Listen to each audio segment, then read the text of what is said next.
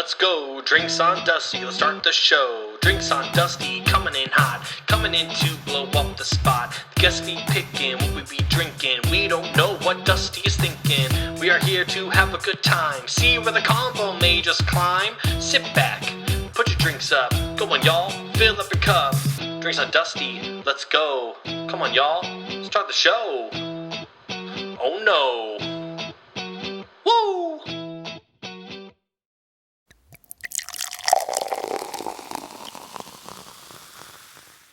All right, everybody. We're about to start the podcast, episode 2, with my boy Chase. We're on the Zoom shit again because I thought the Zoom worked out well. I thought it was cool. So what we're going to do is I'm about to bring in my boy,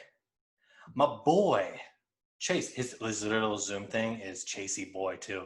That's fucking funny because I didn't even write that shit. So everybody, welcome to the second episode of the Drinks on Dusty podcast. And this is my boy Chase. Chase, let's give him a round of applause. Woo-hoo-hoo. Thank you. We're here, Chase. Studio audience. I didn't know. Wow, audience. I'm really surprised that you got a studio audience in both my house and your house. Yeah, isn't that pretty fucking impressive? The That's studio audience fucking... Yeah.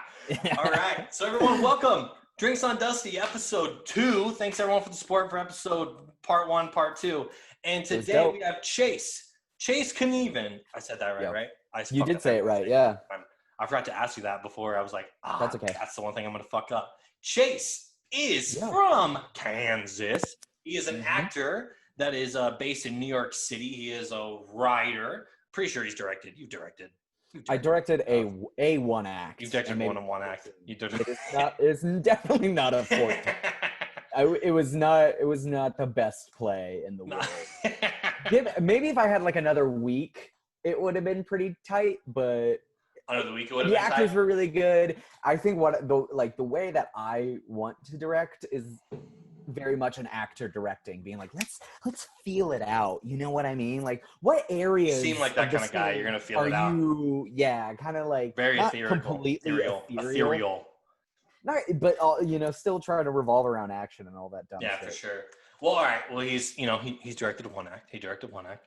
He is also an incredible drawer, which I'll get into that because I don't know how the fuck you do any of that at all. And he is, and here's the props, one of the most talented actors I have been able to see, work with, or anything. He is phenomenal. He's better than me. So, Chase, thank you so much for coming on to the podcast as my second guest, my man. Well, thank you. Thanks so much for having me. And by thank you, like when I say that, thank you for responding to my text, literally asking, what does a boy have to do to get onto Drinks with Dusty? And this is it. You send a text. Yeah, literally. You show love. And I'm like, dude, you want to drink with me? You don't have to. To describe our relationship, it really is just a series of texts being like, we haven't drank in a while. we should meet up and go drink. Yep. Yeah, literally that's it. Like we've never has there been a time where Dustin and I are like, do you just want to like, I don't know, get some like takeout and sit down? It's always been like, do you want to get like smashed? You want to get really fucked up and like just talk about shit? And to get like really emotional? Let's do it. What was that one time when we went to that fucking bar in Inwood? Me and you and Joe. Shout out Joe Hansen. Shout out to my bestie, Joe Hansen. And it was during, was it Pride Week or whatever? It was Pride Week, right? Yes, it was. And it was the moment we all said that we're like, just 3 straight dudes during Pride Week drinking cheap beer and fucking fun. Like, yeah, it was amazing though. It was a great time. Yeah, it was pretty fun. All right, Chase. So for this episode, what are we fucking drinking tonight, man? Tonight, dude, we're having some Cabernet Sauvignon, or red wine, as I basically gave it to you. I didn't say Cabernet, but that's what I'm having. So we're having red wine, which anyone that does know me, I fucking hate red wine. I'm not a wine person, but I have not. So I did have some liquid courage before, just a few drinks. Okay. But I wanted to have my first pour of this wine that I bought. I'm so excited. So this is I'm so excited.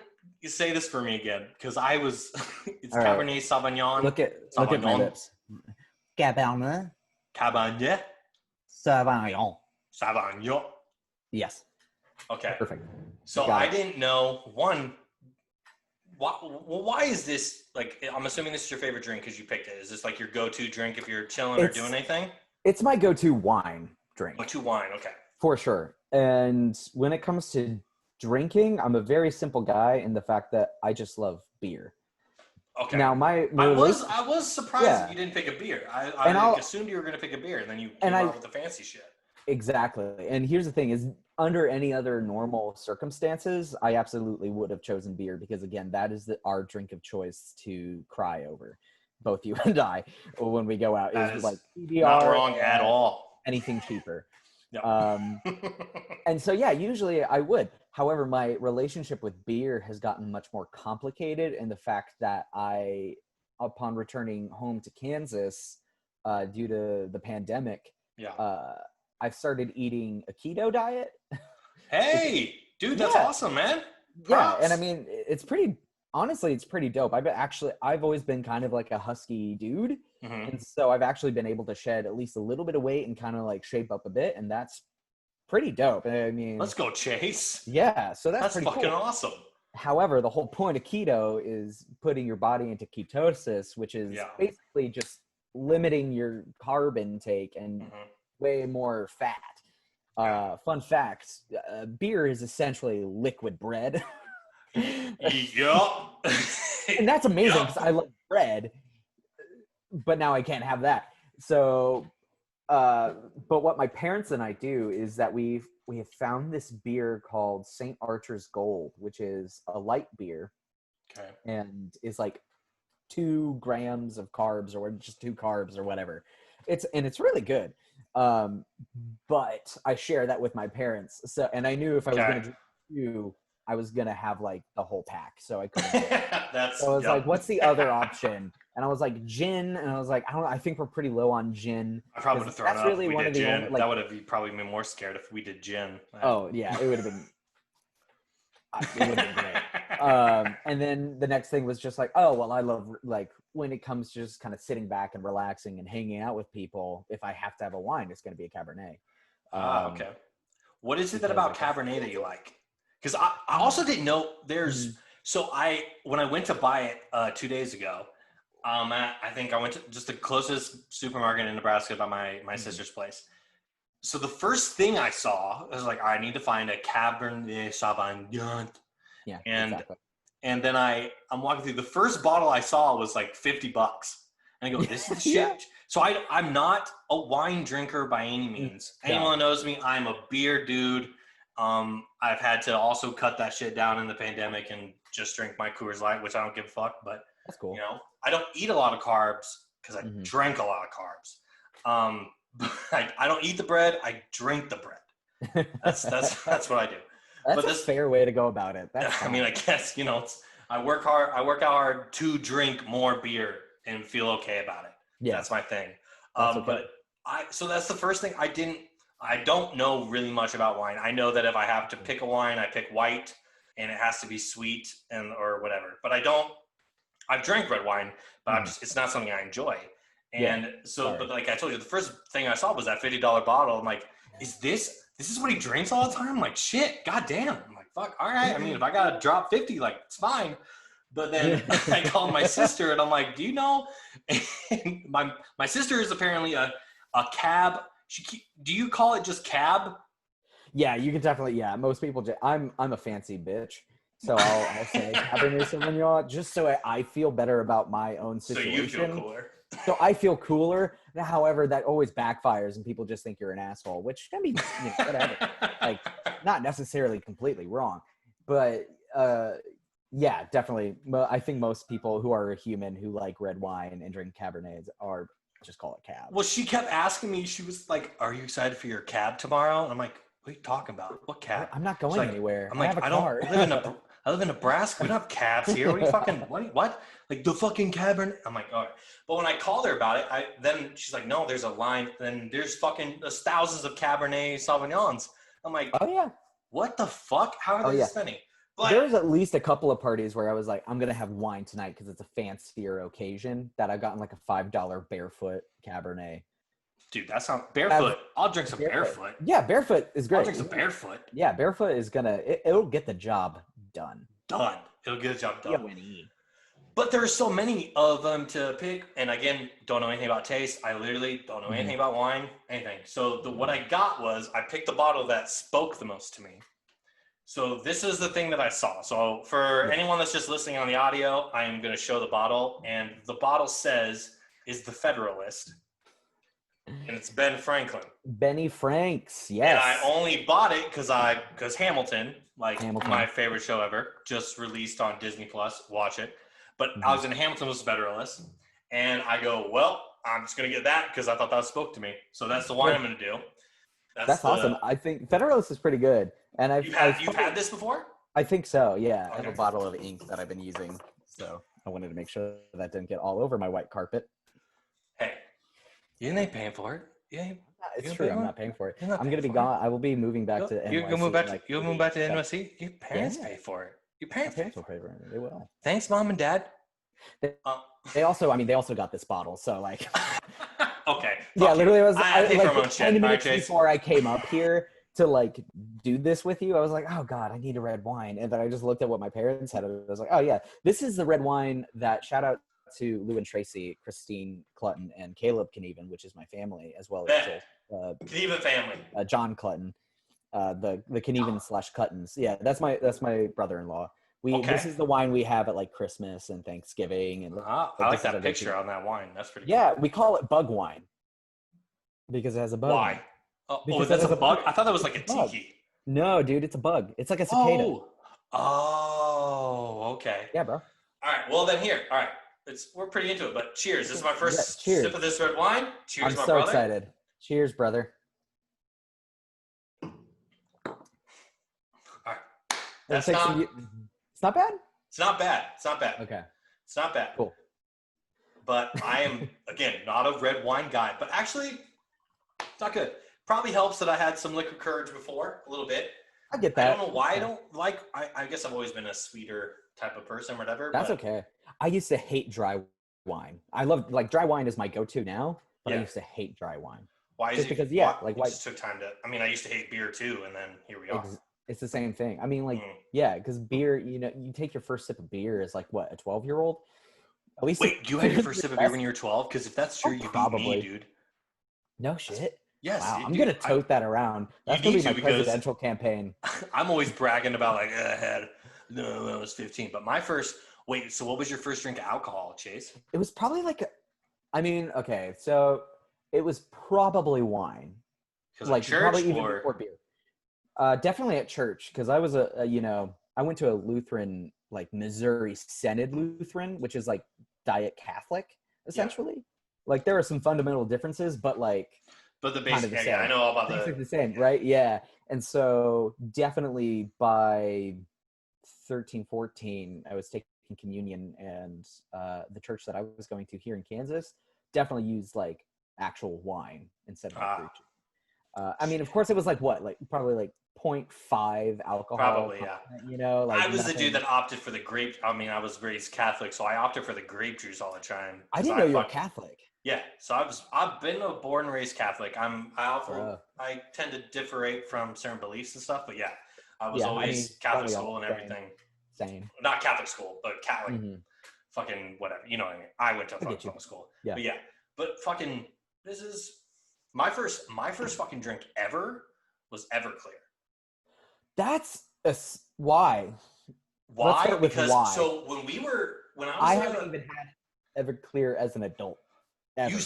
You've had it because we've had jungle juice at parties that we've but not okay. So did you have Everclear in like an actual like shot, or did you have it in jungle juice? But not even a shot, dude. It was a glass. It was about halfway filled. So like, oh yeah, it's stupid as shit. I don't even know. Like, so I didn't really drink. So I played football when I was in high school. Yeah. So my whole thing was I was told we don't drink, and I never did. It was like, okay, cool. Sophomore year, and it's like not drinking, and then some fucking high school breakup bullshit happened, and I quit football, and then went to like parties, and then we went to this fucking my one friend's party, and I had never drank, and then they're like, dude, we're gonna do these things at Everclear, and it was me and a couple of my friends, and I was like, well, fuck it, dude. And then broke my alcohol virginity, and then I will say, don't know fucking how, because if I took that shit now, I would throw up immediately. Oh, same. Immediately. But Same. I took the pull of the Everclear and didn't puke. I was the only one in the group that didn't puke, and I was like, well, there's that. And my first beer was Guinness, and I threw up after Guinness. I fucking hated the Guinness beer. Yeah, I see. Here's the thing. My relationship with alcohol started with, again, probably church, which, I mean, might as well start it there. Why not? Right? A lot of people. With a higher order, bro. With a higher order. With a higher order, bro. Yeah, but then definitely I have, at my father's military retirement party, my brother, who was in college at the time. Yeah, he was definitely in college because he had a beer with him. Yeah. I was in middle school. I was like in 8th, 9th grade or something like that. And he was like, do you want to sip a beer? I think it was Heineken, because I remember the can being green. Heineken? Yeah. I remember sipping it and being like, I'm never going to drink ever. I took that sip of Heineken and I went, this is the devil. I'm done here. I'm done here. Okay? Like, wrap it all up because I'm done. Wrap it up. I'm over it. And literally for probably a significant amount of years, I said, I'm not going to drink. I like, even before high school, I was like, I'm not going to drink. I'm going to be straight edge. I'm going to be dope. None of that happened. Chase and I went to college together. You didn't drink much your freshman year, did you? Or the first time I ever got drunk was very end of first semester freshman year. Shout out to Jessica Schluter. Jay Schlut. Shout out. It was amazing because I got there. It was in that. You lived in that same kind of like apartment complex, didn't you? Eventually? No, I lived in, because senior year I did the townhouse, the Panda Pit. Bro, how I you not gonna remember the Panda Pit? After, I think like after. No, I lived. During your sophomore, I lived not in that apartment complex, but like one that was relatively close to. Yeah, it was literally a block away from us. Similar too. Yeah, it was just kind of similar in the way they were set up. But anyhow, yeah, definitely went to that party. I didn't buy anything. I didn't ask you to buy anything for me, but you did, and thank you. I don't know if you can get arrested on that charge now, but for the world to hear, Justin, find me, bro. Fine you, dude. But yeah, I went to that Christmas party and was like, I had just finished the shittiest college paper I've ever written. It was supposed to be 10 pages long with 10 sources. I turned in a 6-page paper with 5 sources, and I got a C.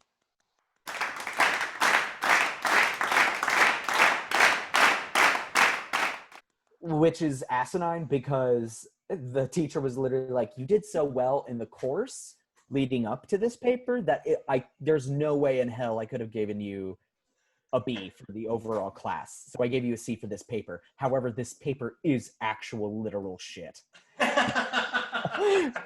And I mean, the professor was dope. He was so dope because it was a science fiction and fantasy and talking about the politics of science fiction and fantasy, which I'm super into. Yeah. And it was one of those like introductory, that's not the right word, like introduction classes to college where they basically teach you how to be a college student. Oh, okay. So, yeah, so they had like different themes. You know, they had archways, as you know them. Well, no, I think, what are they called? I think they called them archways. I don't know if they called them archways when I was in fucking. I know that. It was like, on the thread system. I think we called them LAS classes. It was like the one class you had to take that had nothing to do with your. It was that. That whole fucking thing. It was that whole thing. No one's gonna know what this is unless you went to Wesleyan. So there you go. Okay, story about Kraken. Tell me about this Kraken bullshit. It's fucking crazy. Dude, it's nuts. It's really good. It's nuts. The Kraken shit is fucking wild, man. It's wild. I had a night where I was, again, I was a sophomore and I was definitely not drinking that night. For those who are listening, I'm winking a lot. Wink, wink. But I was hanging out with a couple of friends. I was hanging out with my friends Ian Garthwaite, Liz Fickthorne, and Brady. I don't know if I should be naming them, but here we are. And we were all just hanging out. Hey, I know all of them. You know all of them. I'm so excited for the listener who comes across, who doesn't know, totally lives a different life and finds this on Apple Podcasts and go, this seems interesting. Listens to the first one. Okay, they have some stories about college, but they're still like they didn't go to college together, so it's like whatever. And then they listen to this and they're like, I'm completely lost. I don't know any of these people. But I was hanging out with my friends. What did they do? I was hanging out with my friends and we were playing not blackjack, but slapjack. We were playing slapjack, and we were definitely drinking. I haven't played that fucking forever. Shit. That's such an old school game. Awesome. I've played the game forever. It's good. It's such a simple, great game. The game's awesome. My mom and I play it. My mom and I will play it. It's awesome. That's awesome. I love that game. Right. But we were playing slapjack, or I guess some people call it Egyptian rat screw, whatever you call it. And I was losing so bad that I had this Luke Skywalker glass that was like half filled with ginger ale and the rest filled with Kraken. Okay.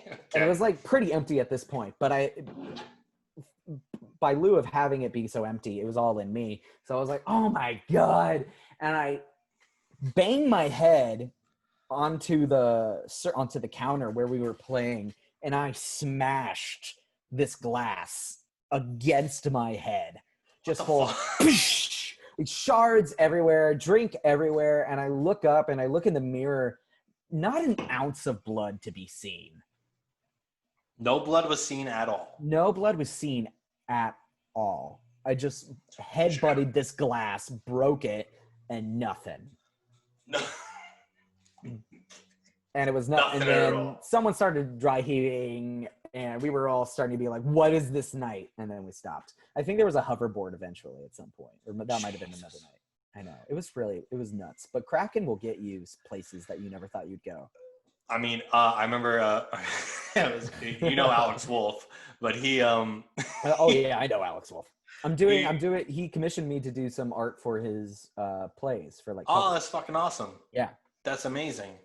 Yeah, and shout out to Alex Wolf, who's a great playwright. Oh yeah, so he's if you're looking for a playwright, amazing playwright, great. Yeah, he's fucking great. He knows. He fucking came. He texted me. It was my senior year, and he just goes, "Hey, what are you doing?" I'm like, I'm about to go on a date with my girlfriend. And he's like, "No, you're not. Open your door." It's like, what? And he's literally at the fucking place. I'm like, what do you mean? He's like, he has this whole bottle of Kraken. He's like, I just want to drink with you. So then I'm taking crack, like pulls of Kraken before this date that I'm going on. I'm like, Jesus, dude, like I can't keep doing this shit. All right. So Chase, you're an actor. Yo. Yes. And everything. So you're from Kansas. When did you start getting into acting when you were in the Midwest? Because I'm a Midwest boy too. Mm-hmm. And when did it start to hit your loins and fucking like, this is what I want to do? I don't know why I said loins, but hey, take it away. It's a great way to sexualize acting. I love it. That's what you're here now, That's what you're going to do. Anytime I start with my acting journey, whenever I talk to someone, it always starts with the fact that I put on miniature plays with my mother, or for my mother, rather. Okay.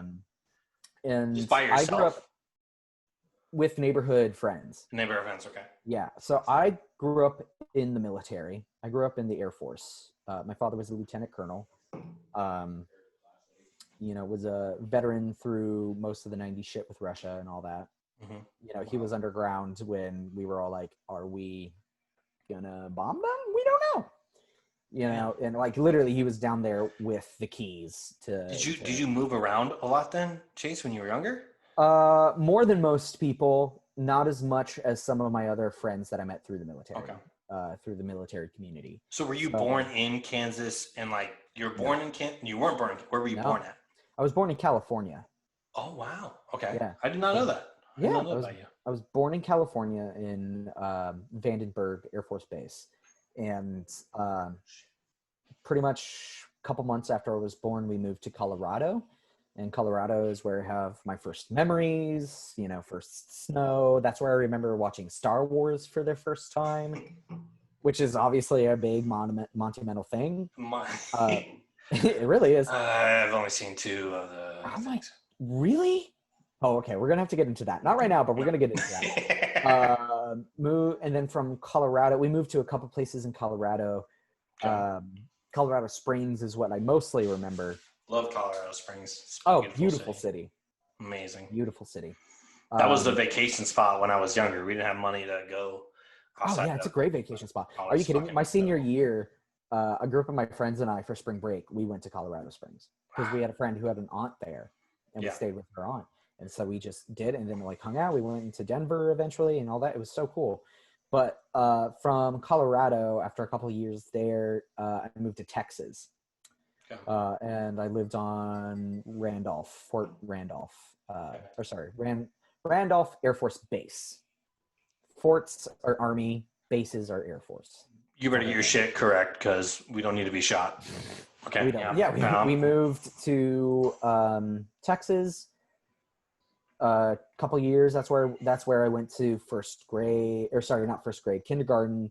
All my preschool was in Colorado, but we did like a year or two in Texas, maybe 3, and then made our way to Kansas, and I started first grade in Kansas. Okay. So you spent most of your early year doing a lot of the moving. So you didn't have to, I guess, deal with you're in 5th grade and now we're going to move to Louisville. But still, that's more moving than I literally never left Nebraska. So that's more moving than that's fucking crazy to me still. But definitely, yeah. I mean, there was a time that, I was kind of going into my senior year of college, and I had a bunch of friends who were moving, and they were, like so sullen and kind of saddened by the idea of moving to New York or California, scary. To start their career. And it's so scary. And I remember just being like, really? It didn't compute to me. And I remember talking to my sister about it, and she was like, well, you have to like remember that this is something that was ingrained to us. Moving is easy, for us emotionally, finding a new base of like operations, if you will, and finding new people and making new communities and joining new communities. That was just something that we were able to do. Yeah. And I mean, as a kid, you still are, even if you are moving around, you still go, well, all my friends are here. And generally you get the response of like, well, you make new friends.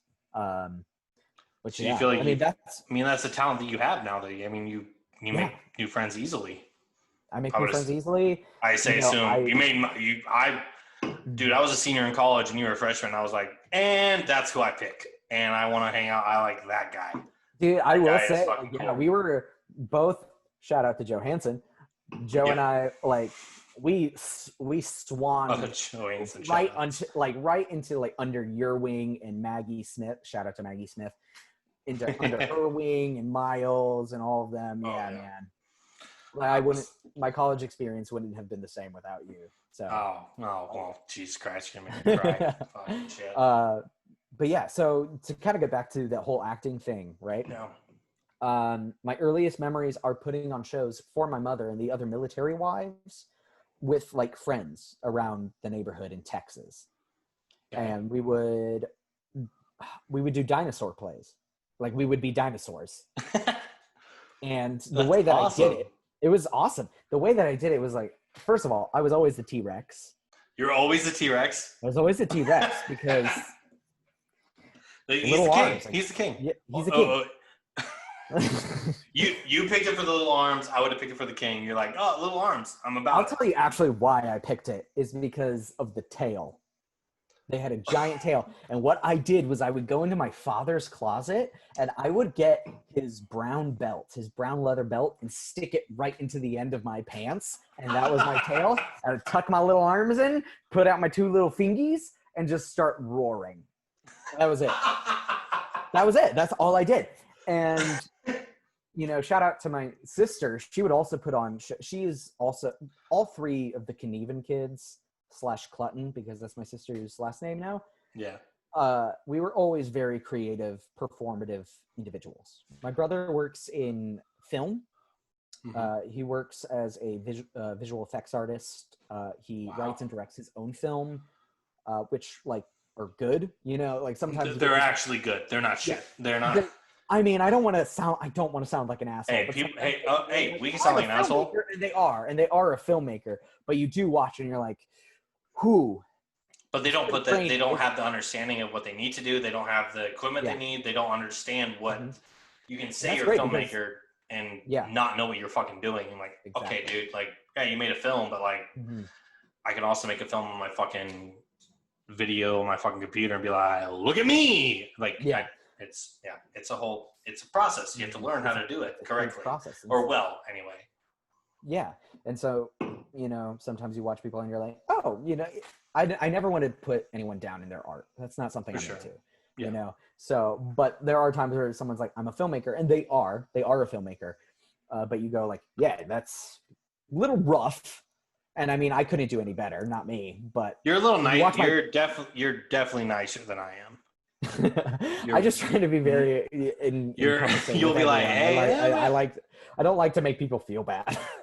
I mean, I probably won't be as mean unless they're like a Nazi. Face. Fuck them. And then they can leave. And they can get the fuck out. Get punched in the face. I don't give a shit, dude. But did you ever feel a sense of this wasn't what I'm supposed to do or anything when you're creating those films for your, or not films, but your shows for your mom and the army wives and everything? No, man. No, I was always, I'm one of those lucky people who just kind of knew what they were meant to do. You knew exactly what. That's a huge blessing. That's awesome. It is. It definitely is. Yeah. Because there was, I mean, but you can also see that too. You can see that this person is like knew this is what he needs to do. This is what he's built for. Yeah. Exactly. And I've always felt comfort in that. And I mean, there were times that, you know, we've mentioned a couple of times, I'm an artist as well, and I draw and I paint and I yada, yada, yada. So there were times of like, oh, well, maybe I'm supposed to be a comic book illustrator. And I still, that's something I still want to do, and something I kind of take steps to achieve. I've always wanted to make my own comic book. You know, so there were times of like, oh, maybe I did look into like graphic design to go to school, or, you know, or anything like that. But it always came back to theater, and it always came back to acting. Okay. When I moved to Kansas, you know, I've been in Kansas since first grade. So this is what I call my hometown. Leavenworth is my hometown. Yeah.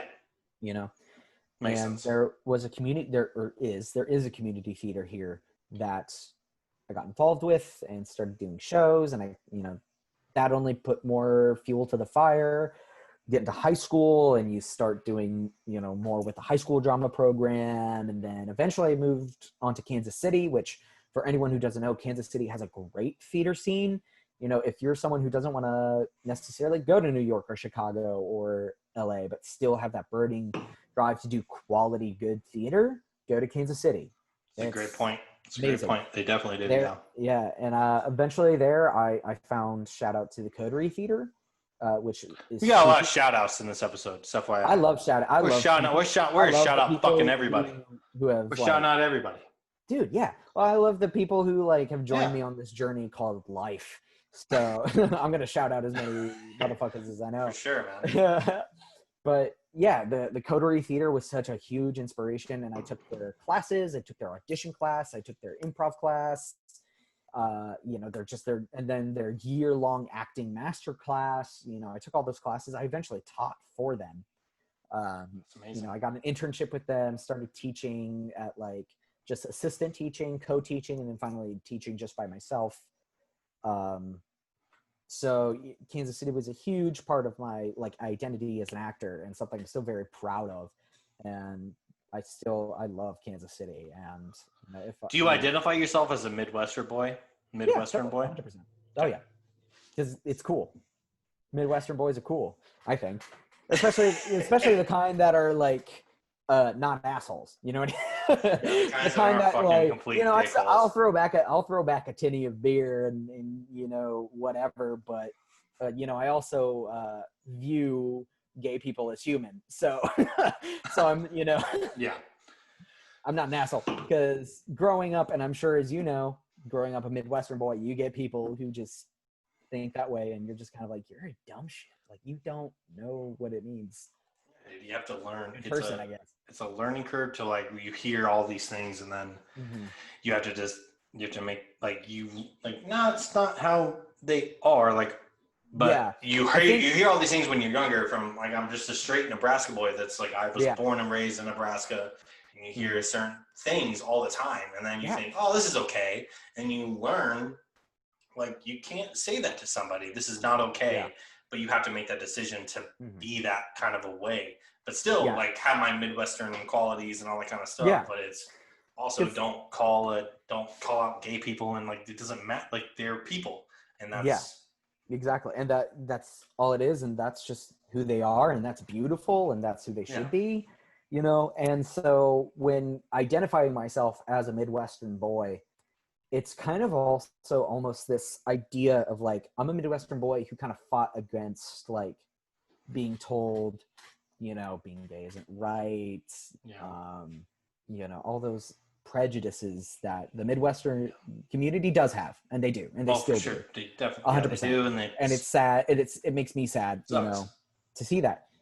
But also being able to say I'm a Midwestern boy because I'm a hard worker.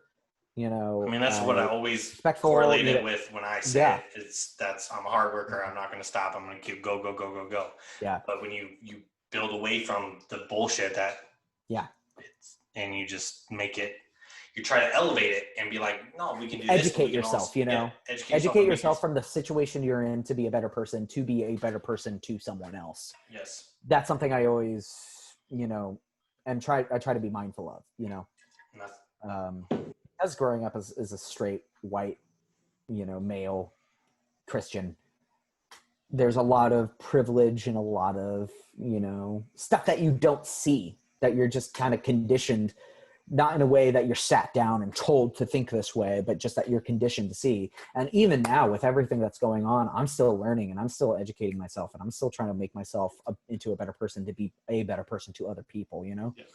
So when it comes to that's what I'm proud of being a Midwestern person, of being a good old Midwestern boy, of being like, I work hard, but I also work hard on myself, because I know that you know, I've been dealt a lot of good hands, and I got to see that.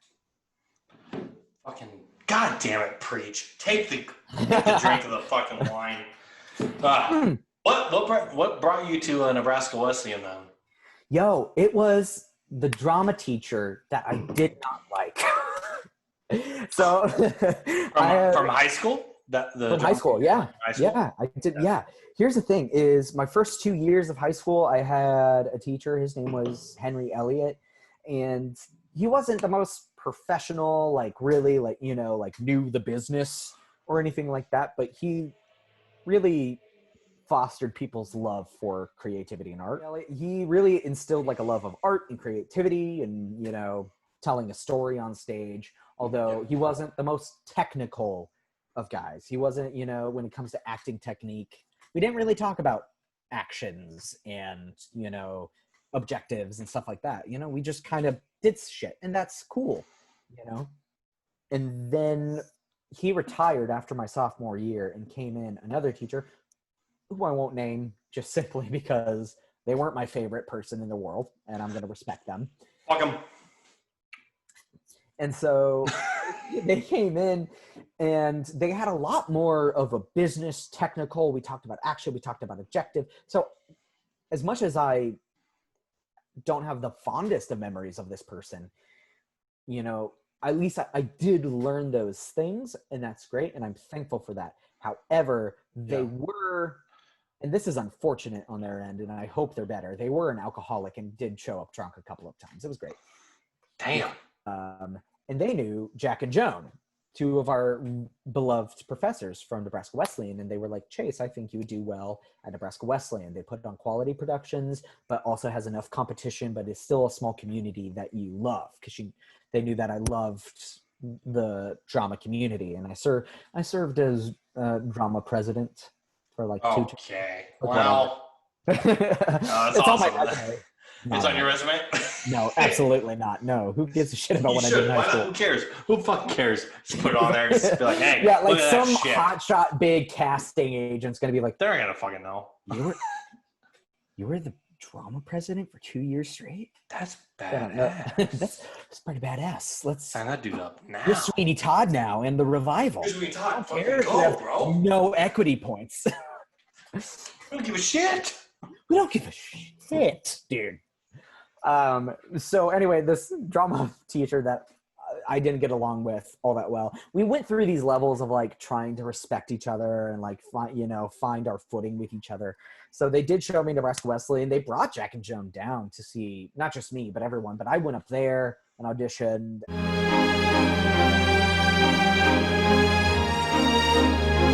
And pretty much right away I was like, this is the place, because I can tell that it has this community, Dude, that's fucking people. Nuts to me, because I was not recruited at, like, you were, like, recruited. Like, you're, like, a star football player. Like, I literally only went there because I just was like, well, they told me to go here, and I auditioned, and then... Well, that's, I think, more of what I was told to go and audition. I auditioned for them before Jack and Joan came down. So I don't know if I was like recruited. As cool as that does seem, and thank you for saying that. That just flatter me. I mean, no, that's a whole. I mean, it is a thing, because I mean, I had friends in my grade that were all recruited, and then I was in the other acting group that I just put the dude that fucking looks like he can pick up a football, and I just put him in that class. All right, how's the quarantine been for you? Dude, up and down. It's been nuts. Like, it's so weird how eventful it is without anything actually happening. Yeah. Right. Did you immediately go home because we're all in New York City, like we were in New York City together, and then did you go home when you were in in March? Did you straight go to Kansas? What happened was things started, getting together, you started hearing more and more about it. I went back home in the middle of March because I work for a certain coffee company in New York. I won't say their name, I guess, just out of respect. They're a good coffee company. They're treating me really well. No, fuck Starbucks. I would totally throw a Starbucks under the. No, that's I don't care. Starbucks. Fuck you, Starbucks. Fuck you, Starbucks. I hope you get a sponsorship from Starbucks eventually. That would be funny. I think that'd be hilarious. I don't give a fuck about Starbucks. No, but I worked for a certain coffee company, and we kind of held out for a little longer. My roommates were already working from home, and I was like, well, I'll go out to the wide world and see what happens, and still work at the coffee shop. And then eventually I was told, like, hey, we're shutting down. Sorry. We're going to try to rehire as many people as we can as soon as we can. But like right now we just can't be open, which is smart, and that's cool. And I totally respect them for that. So pretty much the day after that, I texted my parents being like, yo, I texted my whole family just to be like, yo, don't have a job anymore. Just kind of straight chilling. With quarantine, things are obviously getting nuts. And then probably a day or two after that, I went home because shout out to Joe Hansen, my roommate and best friend.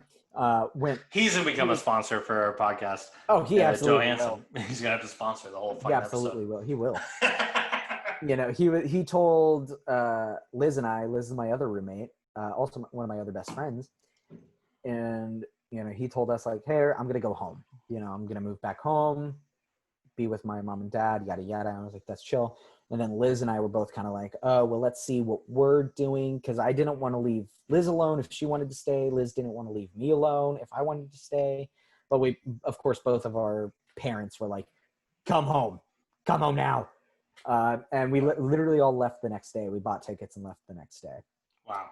Yeah. So it was kind of nuts for a second to be just like, oh, I'm like still working while everyone is not working and trying to make sense of this pandemic. Because I'll be completely honest, at first I was like, this is just going to be like Ebola. We hear about it. It's kind of frightening. We get like a couple of cases. That's the mindset I had. That's the mindset I totally had. And I've learned and I've grown way more. Wear your damn mask. I lose like, coworker, one of my people on my team was like, COVID's gonna be a big thing. I'm like, okay, shut up. Like that's how I was the same way. I felt the entire time. I was like, oh, whatever. And then it was like, oh, now I don't have a job anymore. That's Oh, cool. And you well, I guess I mean, at least for me, I assumed that I would have a government that would try and take care of it. Fun fact, We don't. Hot take, or government says. Just gonna say that out loud. For sure. And so so I moved back home, and it's been really great, both great and kind of. So how many you've been? Roughly 4 months. Yeah, probably 4 months back home. Yeah. How has that felt? Like, do you feel? And I feel I've only been back. I wish I kind of did it. I did the quarantine in New York for about 2.5 months.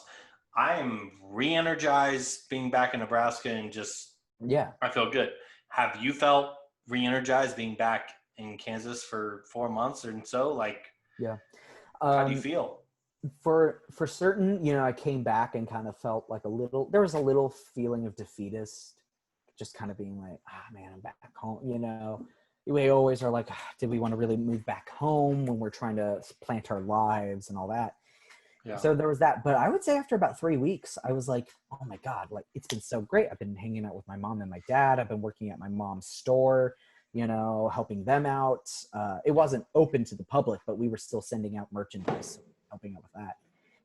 And, that was awesome. I was being able to be with my sister and my brother-in-law. And, so after about like 3 weeks to a month, I was like, I'm so rejuvenated. Like, I feel so rejuvenated. I'm ready to take the city on, man. I'm ready to like get back out there. I'll be honest. I had been struggling with kind of like my career and like why I'm out in New York. I was never thinking of leaving New York, but I was just like, why am I here? What are my creative motivations? Why am I here? What am I doing? And being back. So what every New Yorker goes through. Anytime Absolutely. they're in the city. Any person, any young person trying to figure out their life, it goes through that. And I was just kind of going through that. And, I was having a great time, but I was still trying to figure out what I was doing. But I definitely, after like a month, I was like, I'm so ready to get back. And then I stayed for another 3 months, which is both. And again, that's both great and like a struggle, because I've been, again, able to hang out with, I have a close relationship with my mom, my dad, and my brother, my sister, my brother-in-law. So we're all, it's good to be there. It's good to help out with both my mother and my sister's businesses. They're both women entrepreneurs, for anyone who's interested. Amazing.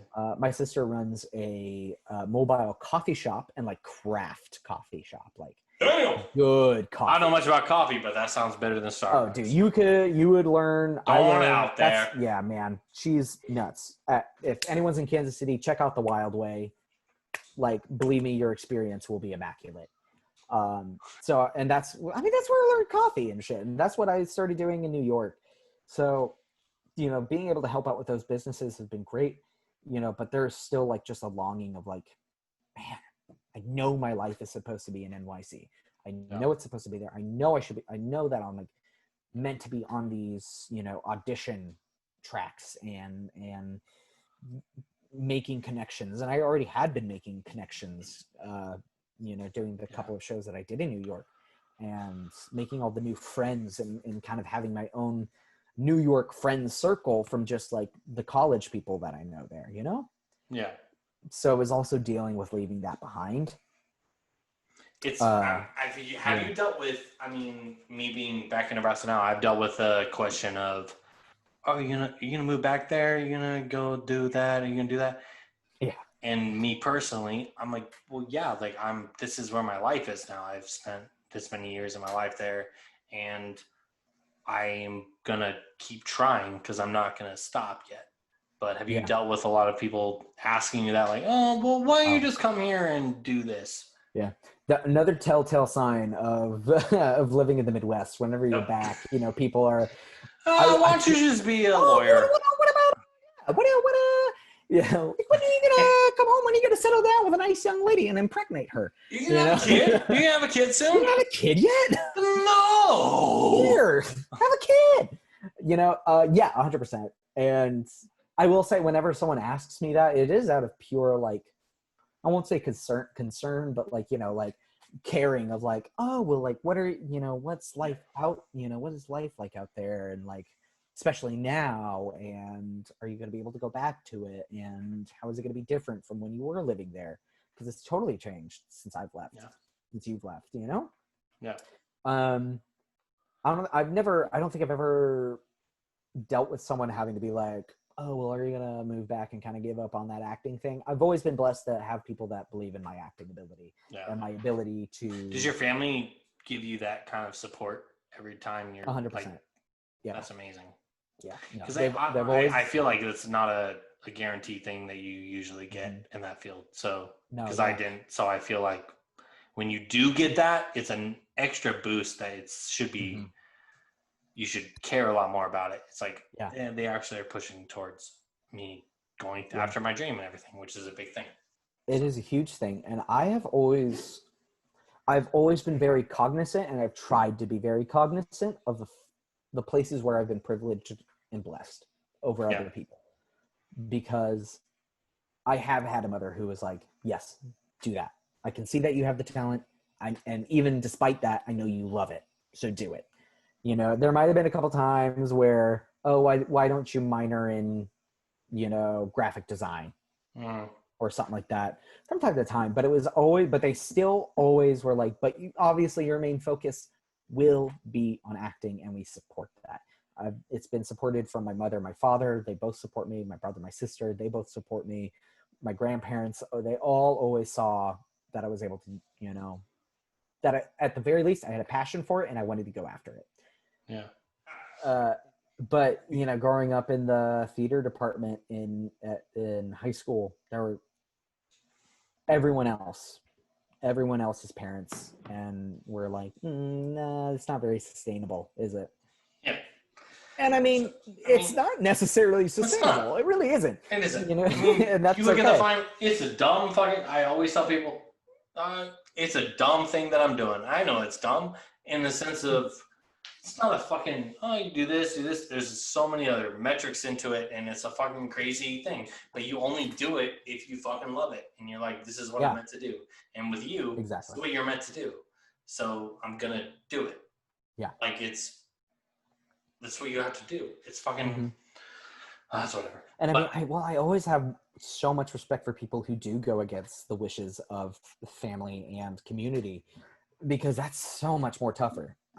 I know that I've had it easy so much. And I try to be cognizant, and I try to be aware of that, because not everyone got to have the same acceptance of dreams as I have.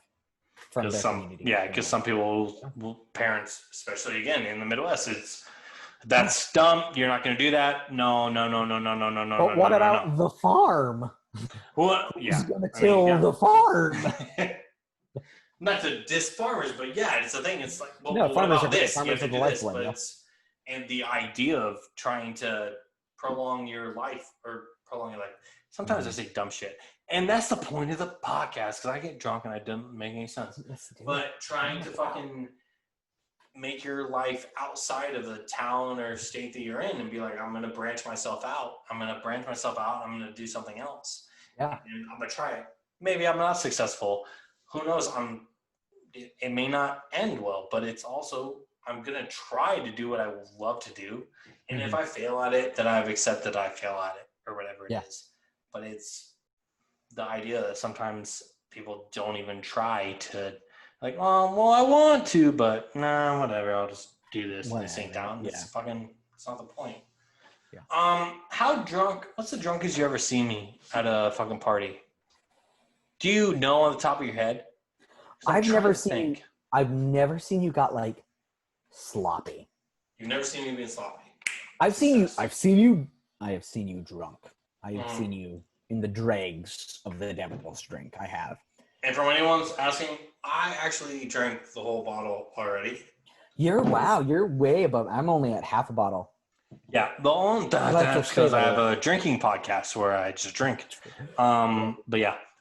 There was never a time that I ever heard that Dustin was in the bathroom retching. Oh no. I never had that. I never experienced that ever. I think the only the moment that blinks into memory for me when thinking about like what is the drunkest I've seen Dustin was at I think Halloween party. I was dressed as Sweeney Todd This was at the apartment that I was talking about. And like you just got up and you were kind of like, hey, because you were hosting the party. So you're like, hey, everyone, this is great. Everything's dope. This night's dope. My friends are dope. And this is dope. Cheers. Just the word dope. But I picked up the word dope from you. You know, dope is a very common word, but I picked it up from you. Oh yeah, dude. I will always pride myself on the fact that I've said words that become things that people just say. I didn't make up the word dope, but I mean, like, I'll say, but like you, that's dope. That's dope. That's dope. And then because people say that, and then this thing that I do. Oh, 100%. I know that I didn't originate that at all, but for the people that know me, people would start to do that. And I'm like, I'm fucking trendsetter. What is, okay, so let me fire back. What is the drunkest you've seen me? And I think I don't even know if there is a story in mind that I have, but I want to see if I'm trying to think if I remember that story, because I'm trying. You have to know. But I think I do know, and as soon as you're going to tell me, I'm going to know. But for some reason, I always clump you and Joe together in certain points, and I'm like, everyone does. And I can for sure tell you Joe's whatever drunken story, but I don't think I can be like, oh, this is for sure Chase. So I'm not even going to try. So What is the drunken that you're the memory that you're recalling right now? It is the Viking horn story. Do you know what I'm talking about? Yes, but please tell everybody about it. Okay. I mean, I literally have it over there. Oh, just give me a second. Pull it out. I'm gonna get it. This is my Viking horn, right? Fuck yes. It's dope. It's not a real horn, but whatever. I got it at the Kansas City Renaissance Festival for like $40-$50 or something like that. And I have a thing, and we'll get more into it, I'm sure. I have a thing about being a pirate. Yep. Yes. And so, pirate bandana, I've got a pirate tattoo. I've got another pirate tattoo. Pirate all day. I've got pirate jewelry. I have a whole pirate, not even costume. It's an outfit. I try to be like, how can I dress like a pirate without people going like, oh, that's definitely a pirate. But they get in the back of their mind. They're like, but he's a pirate. And of course, Vikings are different from pirates, but kind of the same function. Sea raiders, right? So I have this Viking horn. And there was a party second semester of my freshman year. And I had, like, this is really when I started drinking, right? This is like the actual point in time where I was like, I drink on a semi-consistent basis, right? Not like once a week or anything like that. Not even once a month, but just like, oh, when I go to a party, I will drink. Yeah. And Dustin lived in a place called the Panda Pit, and they had goddamn right it was called the Panda Pit. It was a great pit. It was a great Panda Pit, and they had That's where all of our parties were my senior year. It really was. That's where I went to all the parties. Literally all the parties were there. All of it. And I was not allowed to have more than 10 people on my thing, and I blew that bitch up, and I had fucking 50 people on that goddamn anyone who had a townhouse did. But he and the Panda Pit don't disrespect my townhouse Panda Pit ever again. Because I never disrespected it. You know that you just told me every townhouse in no, the Panda Pit fucking I'm just saying if you had a townhouse, you definitely at one point threw a party. Sure. Not as many. I'm not disrespecting the Panda Pit. Don't disrespect the Panda Pit. Don't. Anyway, the Panda Pit. I've been trying to say this for 5 goddamn minutes. The Panda Pit was having a party because their stupid beta fish died, and it was ocean. Oh God, we fucking did do that. You did do that. Your beta fish kicked the fucking bucket. And we flushed that bitch down the toilet. And you flushed that bitch down the toilet. And then you said, you know what? Let's have an ocean-themed party. Because Chase has been begging us to have a pirate-themed party. And then Maggie definitely did. Him away. Yes, because I was begging you guys to have a pirate-themed. I remember because we'd always have like little conference calls in our living room, like, what's the next theme? And then Maggie's, well, Chase really wants a pirate theme. Like, that's pretty fucking cool. We can make this shit work. It's fucking undersea, fucking whatever, dude. Yeah, so you put it as sea, and that was broad enough. I dressed Joe. Shout out to Joe Hansen. I dressed him up as a pirate. I shout out to Betsy Wendorf. I dressed her up as a pirate. Shout out to Matthew Smith. I dressed her up as a pirate. Shout out to Dustin Sutliff. I dressed you up as a pirate. Wait, really? Definitely 5. Yes, I did. For sure, don't remember that. But if you did, people. I would totally believe you and whatever you're saying. So don't remember that at all. I dressed up 5 people, 5 individuals other than myself as a pirate, and still had my entire pirate outfit to spare for me to wear. And this was part of it. And this will become important. We get going. At this point, again, like I was saying, a lot of people start drinking sweet stuff. I was drinking Angry Orchard apple cider. That was my drink of choice freshman year. Because it was sweet. Drink choice. It's not a bad drink of choice. Whatever, it's fine. I've learned. But it's okay, because sometimes I make fun of people for drinking apple cider. Whatever. Mainly Joe. I would always make fun of Joe whenever he got an apple cider. I'd be like, you want a sippy cup with that? Pansy ass. You pansy. But again, that's how I started, so I have no room to talk. Anyway, I was knocking those back. Betsy Wendorf gave me like some vodka. I had this thing filled with apple cider at Angry Orchard. I popped in some vodka because Betsy gave it to me. Popped in some vodka. She went, that's probably not a good idea. And I went, I don't give a shit. Started drinking. Fuck, bro. I don't care. Talking it down. And Dustin Sutliff comes up to me. And I was so far gone. I really was. I was so far gone. And Dustin Sutliff comes up to me and he goes, do you want a fireball shooter? That's my perception. That's my slowed down. That's how I sound. when I'm drunk and when I'm drunk off my ass. And so I was like, of course I want a fireball shooter. And you go to your fridge, you open up the freezer, take out 2 fireball shooters, and we take it, we down it. Champs. And I'm like, this is dope. Dumb, bro. I am stumbling. I have no motor control. This is drunk bitch Karen at a party. This is drunk bitch Karen. like sorority girl drunk for the first time. Just stumbling, grabbing people, being like, I'm okay. I'm fine. Eventually manhandled into a sofa to sit down. They take my Viking horn and they're like, they dump it from whatever concoction was in there, fill it up with water. I'm sipping water. Shout out to Alyssa Harold. She's getting me she's making me a PB&J.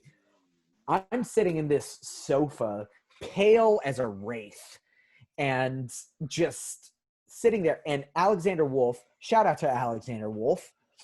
So many shout-outs. Dude, there's so many shout-outs. I love a shout-out, bro. I love a good shout-out. I know you do. Shout out to the grass. I walked on the Shout grass. Out to the grass. Shout out to my watercolors. Shout out to the fan keeping me cool. Shout out to the keeping me really dope. Shout out to the wine. Shout out to now accepting the gift of Fabulous, which has been that's not entertaining. I was reading the back of the bottle. I was sitting down and Alex looks to me. He goes, "Hey, dude, you're gonna be fine, but if you need to vomit, go to the bathroom, okay?" And I was like, "I don't need to vomit. It's fine. Thank you. I don't need to vomit though. I don't need to." Shit, I'm gonna vomit, man. And this is all slowed down, right? What happens next probably takes within 25 to 30 seconds. But this is how I recollect. Is I go, oh man, I'm not gonna vomit. I'm not gonna vomit. Like, it's fine. I'll just get over it. I know that I'm super drunk, but I'm not gonna. Oh, but now that you say the word vomit, I'm gonna vomit. It's okay, cool. It's in your mind and memory. It's in my mind. Okay, shit. Okay. Just get to the bathroom. That's easy enough. I stand up, wobble. I literally I overhear someone on the couch, like across from me, say, he looks so pale. And I mean, I'm already a pale dude, right? Yeah. But like, they were like, he looks pale, like dangerously pale. And I stand up and I'm like, okay, I'm just gonna go to the bathroom. We're gonna vomit. That's okay. Hey, this is a first for me. We're walking through it. I get, from what seems like probably like a minute walk, was 2 steps. I get into 2 steps and I'm like, okay, I'm not gonna make it to the bathroom. There is a trash can though. There is a trash can, literally another 2 steps. Literally another 2 steps. Okay, I'll get to it. I take 1 step. I'll figure it out. I'm not gonna make it to the trash can. I'm just not. But if I don't have the trash can or the toilet, like, what am I gonna use to collect the spewing?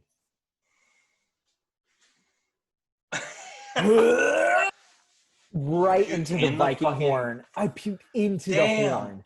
I had this horn full of water that I was sipping from, and just into, because I was like, I can't, there's no other place. I'm not gonna make it. Ooh, into the horn. Into the horn. Horn is not that, it's like what, 20 ounces maybe. Overflows onto the floor. I collapse. Shout out to Scott. Scott Shoemaker. We don't shout out Scott on my podcast. Fucking. Oh well, that sucks because he's cool. Alexander, and Nick. Shout out to Nick Grabowski, I guess. So many shout outs. They drag me into the bathroom. Scott is literally wiping away at my face, cleaning me up, and I'm yelling, I'm sorry, Dustin. Dustin, I am sorry. And this is something I always bring up with you. I always yell, I'm sorry. And then you never heard me. No. They drag me into the actual bathroom with like the toilet, put me on. Alex Wolf is there. Nick Grabowski is there, just talking to me, feeding me crackers. And then they walk me home.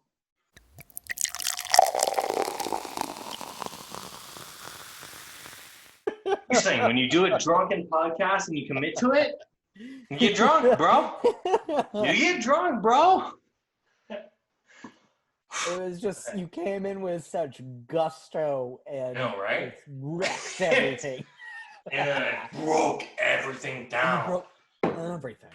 How do you prepare for an acting role? Dude. Someone gives you a role, they say, we're going to do this. Do you have a specific, do you call yourself a method actor? And I don't know why I would consider you a method actor. It's because I think that you're such a talented actor.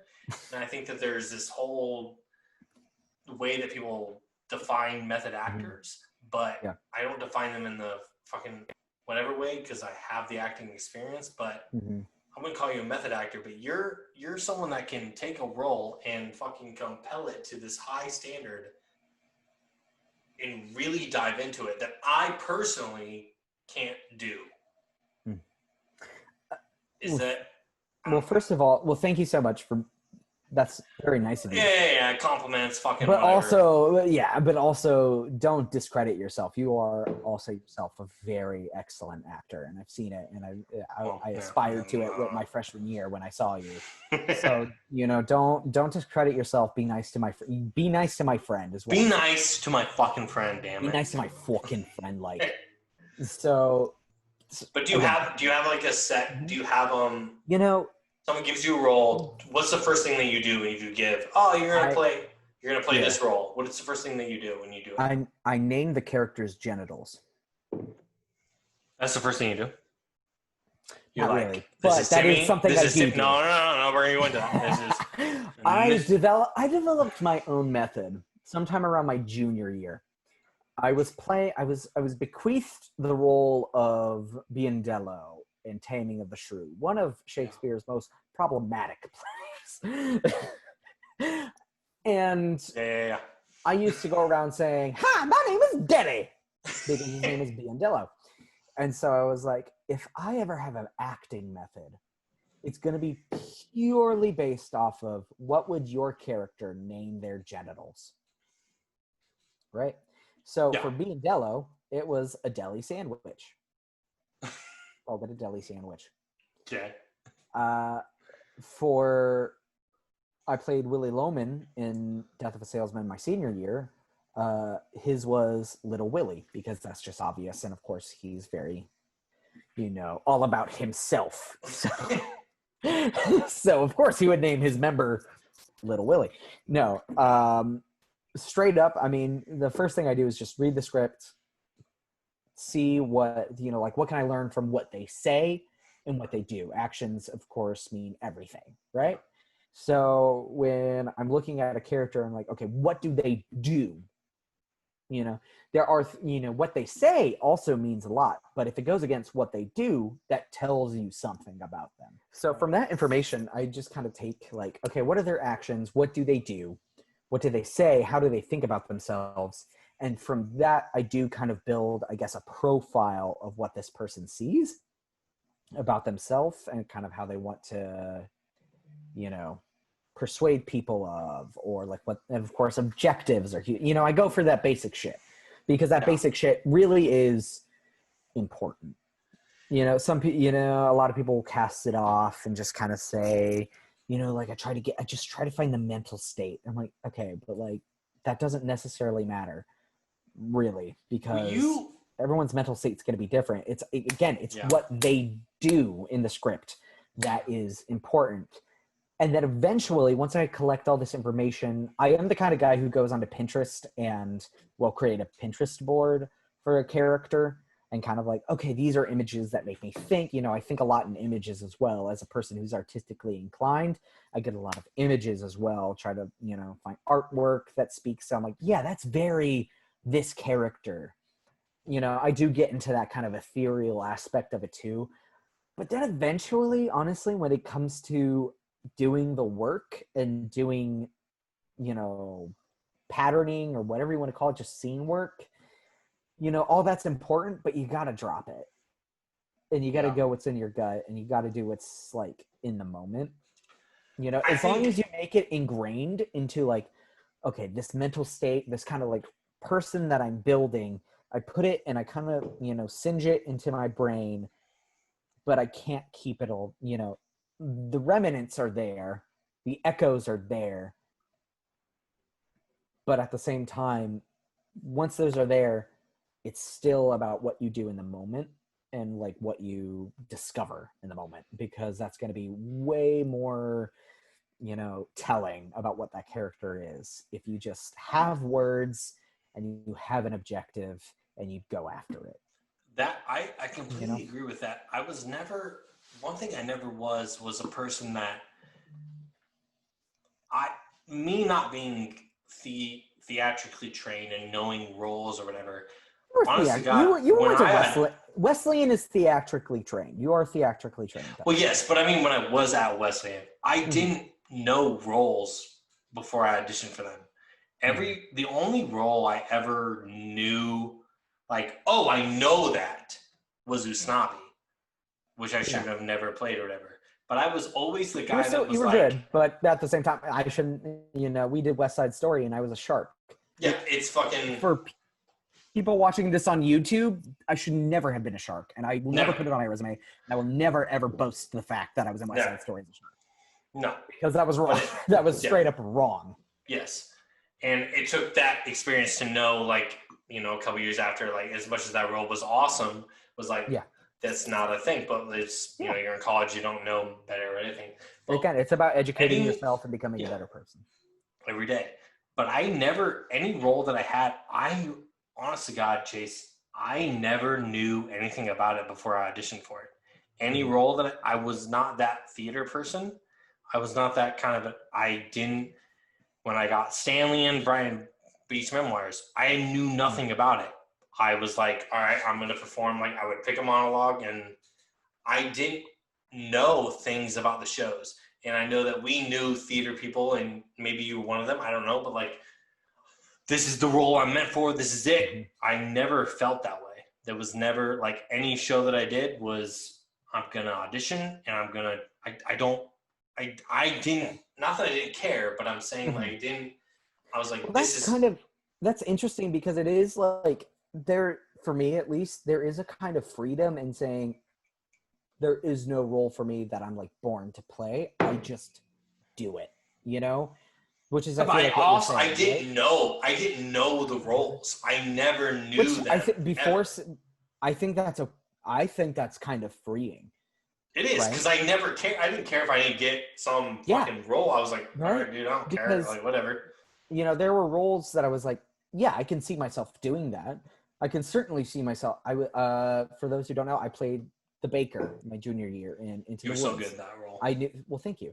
You know, I knew that's something that I could do. You know, Dromio, one of the Dromio twins. I was Dromio in of Syracuse in Comedy Bears with shout out Joe Hansen, who was my other twin, who was the Dromio of Ephesus. You know, I knew that Joe and I were very possible for those roles. You know what I mean? So it's freeing to, I feel like, and I don't have this perspective, so correct me if I'm wrong, that having a perspective of like, I don't fucking know. I'm just going to do shit. I'm going to go in. I'm going to do a monologue that I like. And if you put me in it, then that's cool. Then I will learn about that role and I will become that role or whatever, however your process works. Yeah, for sure. I think that was definitely my mindset throughout any of the whatever. I was, again, lucky enough to be like the big football player that's like people are like, oh, well, whatever. But like the role in South Pacific, I don't know anything about South Pacific. I sang some dumbass fucking song that I'm by far not a very good singer. But you were so good as Billis, though. You were. Dude, I don't even know what accent or dialect I was doing when I fucking did that. I had no clue, but that's what I did. And it was really interesting to be like, and again, it's whatever, but I remember I got this role, and it was the year of Dustin's. Now, my director told me that you're never going to be in a musical. And you hear that, and you're like, okay, I'm never going to be able to do this. Jack told me that. Okay, that sounds like Jack. Yeah, that's Jack's thing. I love Jack. I'm never going to be that guy. But he did say at one point, he was like, well, you could, after I do Snavi, because he knew I could rap, I will by far say I can rap. I can rap some shit. But I can also play a character type role in a musical play. And I can talk, sing. And he told me, you can talk, sing well. I'm like, well, I don't know anything about this shit. I don't know. I've never been the kind of person that knows all these theatrical terms, all this kind of stuff. This is what someone told me I was good at this and I did it. That's how I've always looked at it.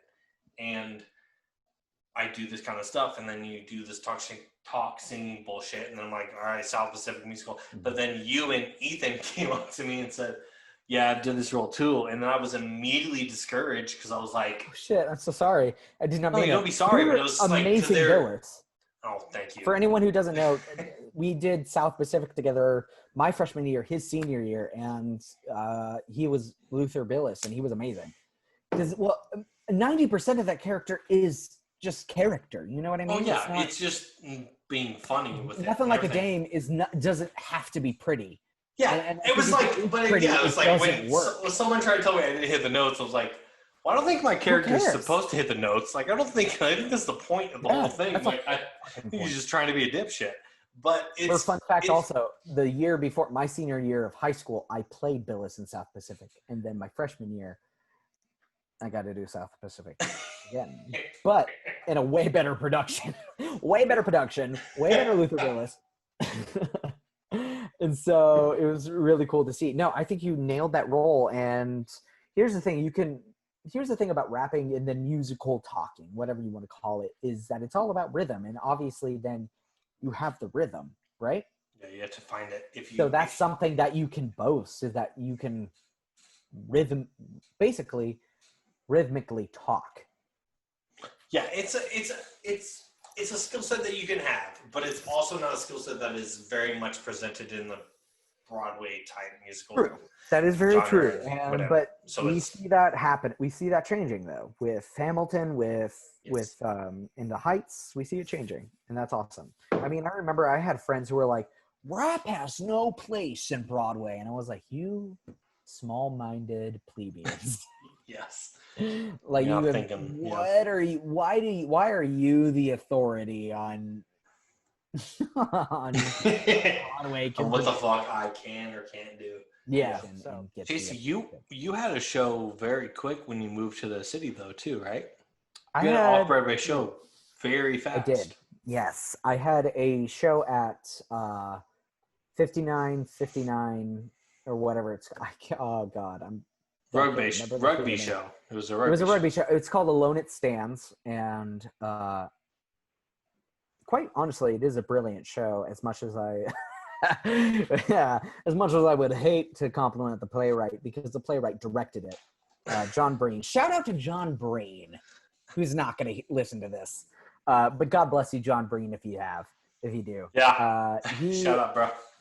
Is a show about a 1978 or 9 or something like that rugby match between the Munster Irish rugby team and the All Blacks, which is a New Zealand rugby team.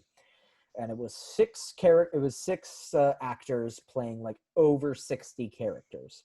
Damn. Yeah. So I was playing Stu Wilson, who was like the star player for the All Blacks. I was playing an old taxi driver. I was playing a dog. I played a dog in it. It was like one of those shows. It was really cool. It was really was so good to just like get in with a bunch of like New York City actors, most of whom were Irish, and just spend a 4 to 5 month process of blocking, because we put on basically a rugby show in front of the audience. Which that's incredible, though. That's a hard feat to. Yeah, it was hard. Just choose to do that. That's fucking crazy. I mean, it was basically the whole middle was a rugby match, and so it was all stage combat. I mean, there was a point that I had to literally kick my body weight up and fall on my back. And of course, I mean, I did it. We found a way to do it safely and putting my leg down and then doing a stage fall. But still, we were climbing over each other. We were doing scrum, not to be confused with scum, but scrums, which is when people get together and push each other for control of the ball or of the rugby ball. And man, it really was great. And I got to work with freaking fantastic actors, man. This affiliation you have with Dungeons and Dragons, can you explain this to me? Because explain this to me in like a thing that I am personally was never into, and I have this Dungeons and Dragons thing that I do now. Yeah, you do? Mostly because of the quarantine shit. And I never thought it was cool. I do think it's cool now. But as you fucking said. I'm just curious as to when you decided to be so involved with it, because that is a thing that you thoroughly enjoy. You really like it and everything. Oh, yeah. I mean, if we're going to start at the beginning, my relationship with Dungeons and Dragons starts with just my innate love for fantasy, right? Yep. So as a young Lutheran Christian, I of course read Chronicles of Narnia, right? Okay. Probably the first fantasy that I really sunk my teeth into. And then of course you get Wait, are you talking about Lion Witch the Wardrobe bullshit? Because I read that shit all the time. Oh yeah. I fucking love that shit. That shit was good. Right? Yeah, the lion is Jesus. Yes, Aslan. Jesus, bro. He literally is Jesus. A lot of people are like, see, Aslan is an allegory for Jesus. And I'm like, no, he literally is Jesus. No, he literally is Jesus. Like, if you read the Narnia series, he literally goes like, but I only read those. I only read the Narnia series. I only read those first 3 books. Really? Yeah, there's like only 7 had read those books, and then cool. No, that's awesome. The games came out, and then it was like fucking the movies and everything. But I only had read those 3 books, and I was like, "Yo, this is fucking nah." But I would. Yeah, a lot of people always go like, "Oh, Aslan is an allegory for Jesus," and I'm like, "Listen, I don't even think it's an allegory. I think C.S. Lewis, the writer, literally meant him to be Jesus. So I don't even know if it's allegory. I think it's literally Jesus. But I digress. You know, that was my first like taste into fantasy, and I've always loved sword and sorcery, kind of magic, you know, knights, barbarian wizards, yada yada yada. And you know, from Chronicles of Narnia, did you have a friend that came with you with like a D&D type thing that was like, yo bro, we could do this, and then you like hooked on it? Or was it you never heard of it and you're like, no, I'll just whatever? I certainly heard of it because D&D, even though it's super popular now, and that's amazing, and I'm so happy that it is, because I'll get into that later of how I think it's very transformative. D&D has always been a very big part of the American culture, and even cultures outside of America since 80s, you know? Yeah. So you watch a SpongeBob episode, you know, where they're trying to take Mr. Krabs out on a wild young knight, and they make a Dungeons and Dragons, you know, reference. So I had always heard about Dungeons and Dragons. I didn't play Dungeons and Dragons until high school, probably my sophomore year. I didn't play Dungeons and Dragons until my sophomore year of high school, going into junior year, right? Okay. And we started with 3.5. However, I didn't, up until recently, if I'm being very completely honestly, I never really actually learned the rules. I just kind of sat down, role played, and was like, okay, how do I do this? Which is what you do when you first learn, as I'm sure you know, when you first learn how to play D&D, that's all you do. You sit down, you role play, you get that factor, especially as an actor. And then you're like, okay, what do I roll? And what do I add to it? And how do I actually play? What are the mechanics of it?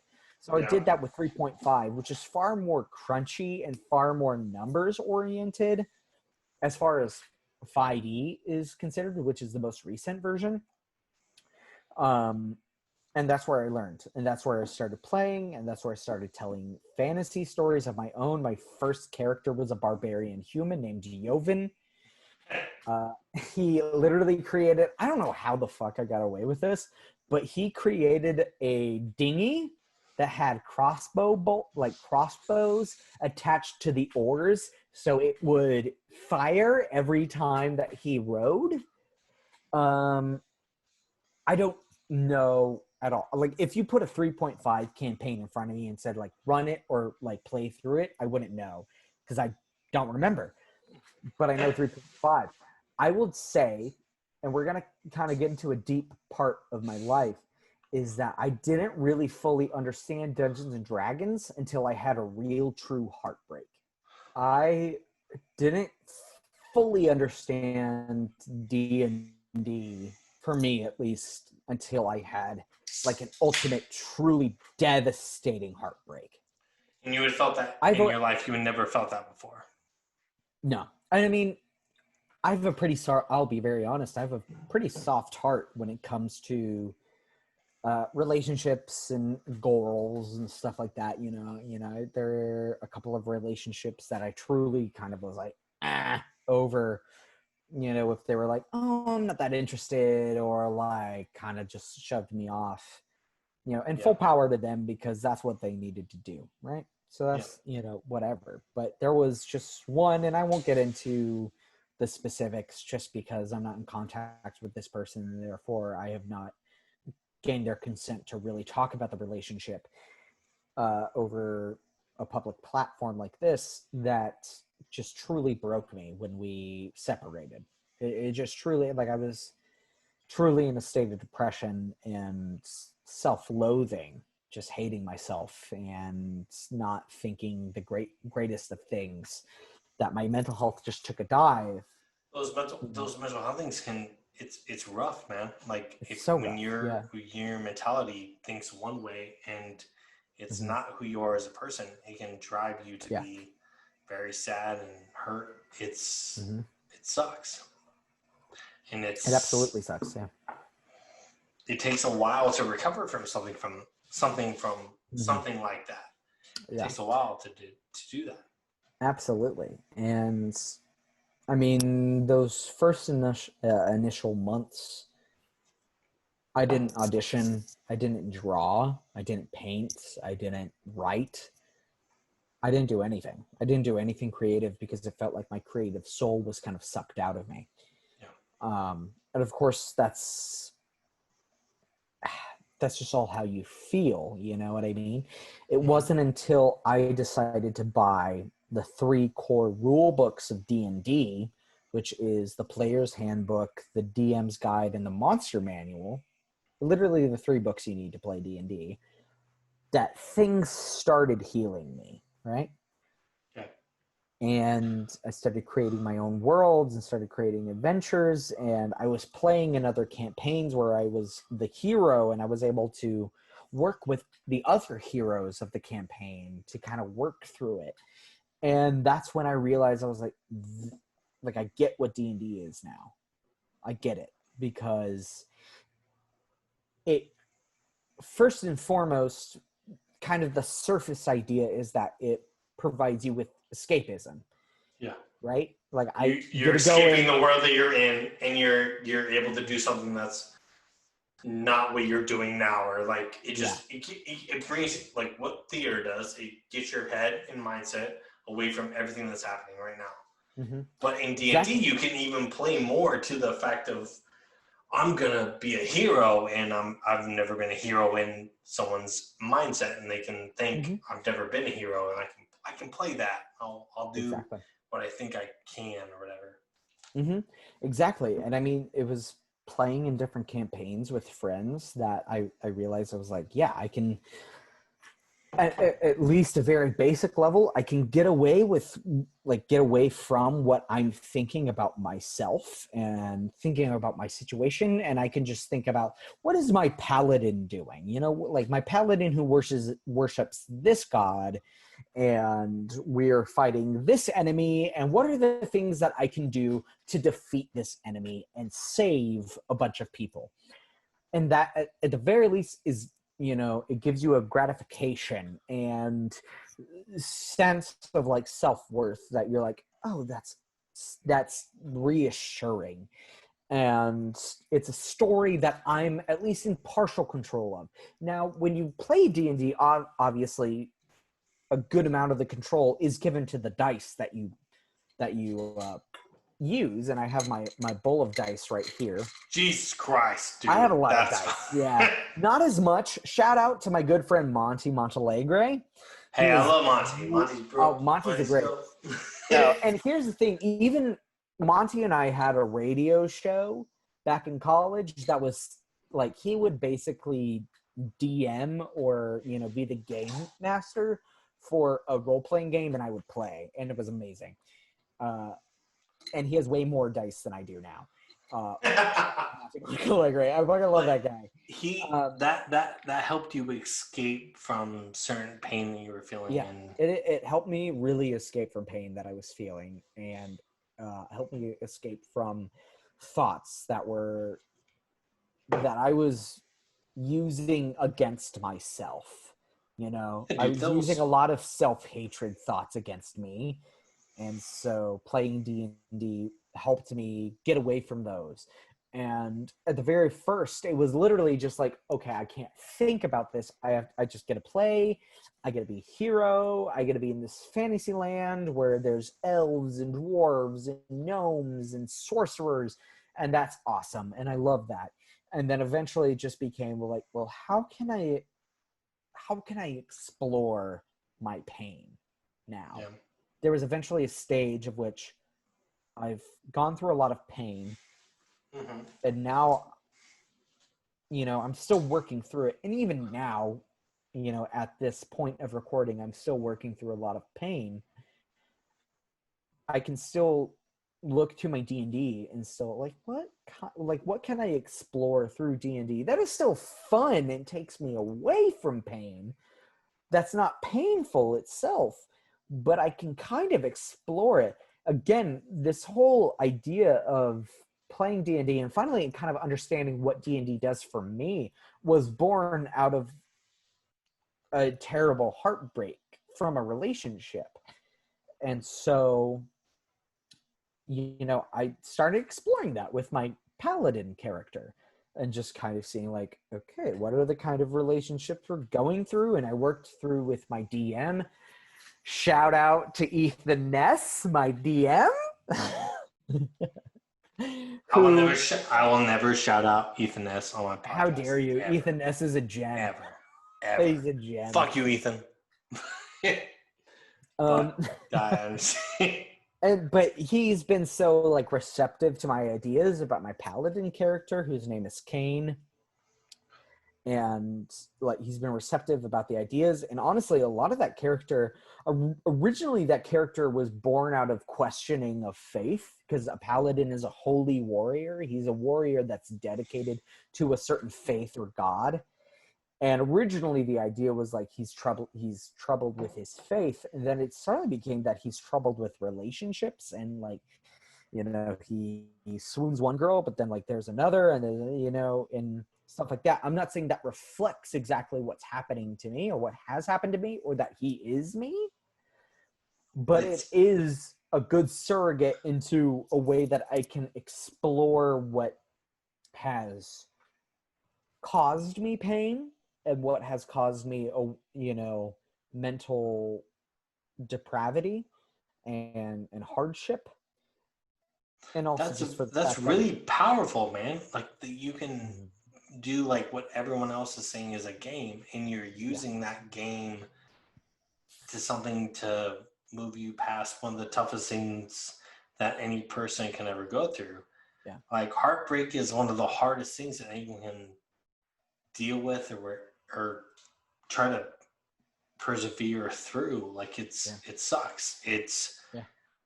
But you're using something that you love, and you're using it to try to rebuild yourself. Yeah. And that's what you have to do. And it may not be good all the time, but you rebuild yourself and you go, okay, well, this isn't, but everyone has that in D&D terms, some queen that's in their head or whatever it is, but it's fucking rough, dude. But you're using something that you love, and you're conquering it and then defeating the pain, man. It's fucking impressive. Yeah, I mean, and that's the thing, is that so many people, I've looked online and, there's so many studies and reports of people who use role-playing games, not even just D&D, Dungeons and Dragons by Wizards of the Coast, but, other role-playing games to help them through things. And I mean, there's been so many studies saying like, oh, D&D helps teenagers get through shit. We all know, we were all teenagers, and we all know that it fucking sucked to be a teenager. And so there's been no matter who you are, no matter what level you are, no matter what level you're at or whatever it is. Yeah. Everyone gets their heart broken. Everyone fucking has to deal with that pain. Yeah. And there's, people who are going through more than just heartbreak. I'll admit that there are people who are going through more than heartbreak than, what I have experienced. And, I've read reports about people, teenagers who open up more because of D&D, that they're able to like, actually express themselves, which is one of the hardest things you do as a teenager. Yeah. But, and also, and we've seen this through drama therapy, going back to our professor that we love so much, Jack Parkhurst. Shout out to Jack Parkhurst. He doesn't hey, real quick, he doesn't listen to this podcast. He's not going to ever listen to this. He doesn't give a goddamn shit. But no, yeah. I directed that. Yeah. But he worked as a drama therapist for a while, and helping people process things through drama. D&D is the exact same thing. You just roll some dice and get to slay some goblins on the side. Yep. It's super true. And so D&D for me is much more than just like telling stories, which, I mean, penultimately, that is exactly what I play D&D for, is to tell stories, because that's why I draw, that's why I act, that's why I write, is to tell stories. But D&D offers itself a way for me to explore pain and explore why things happen to me and explore what I can do or ways that I can take control of it. And that's why it's such a big deal for me now. Because again, I always loved fantasy. I've always loved fantasy. That's always been my favorite genre. Whew, I'm getting drunk. It's always been my favorite. That's the genre. point of the podcast. That's the point of the podcast, baby. It's always been my favorite genre, from reading Narnia to The Hobbit to Lord of the Rings to Kingmaker series, whatever. You know, Brander, whatever. You know, it's always been my favorite. But D&D offers me control in a certain way, which also allows me to accept uncontrol, because I can take a D20, right?